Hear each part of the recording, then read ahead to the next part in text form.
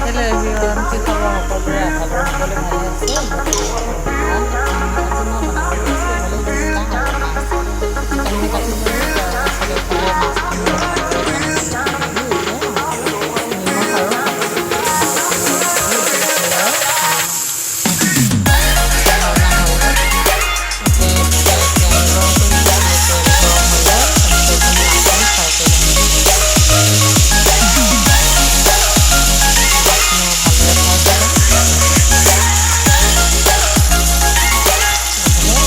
হৈ গ'ল। তাৰপিছত এতিয়া মাছ ভজা বস্তুটো মই ধুনীয়াকৈ কাটি ল'লোঁ, গোটেইখিনি দিলোঁ। তাৰপিছত ৰচুন আদা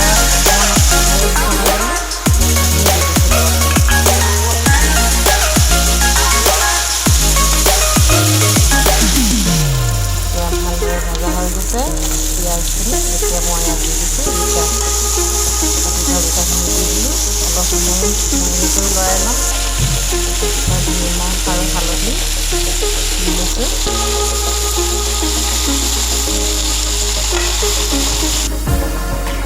অলপ সময় কাৰণে ঢাকি থ'লোঁ।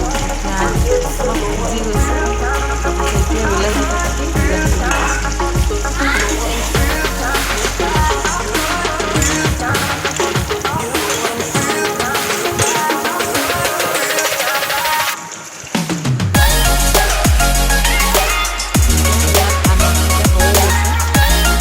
এতিয়া মই মাছখিনি দি দিম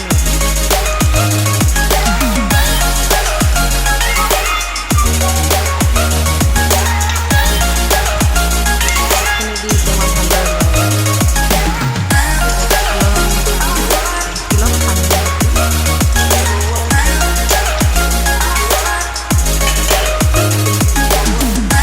এয়া আমাৰ জিকা আৰু মাছ তৰকাৰী হৈ গ'ল।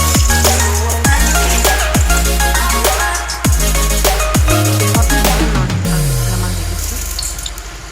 এনেদৰে বনালে খাই বহুত ভাল লাগে।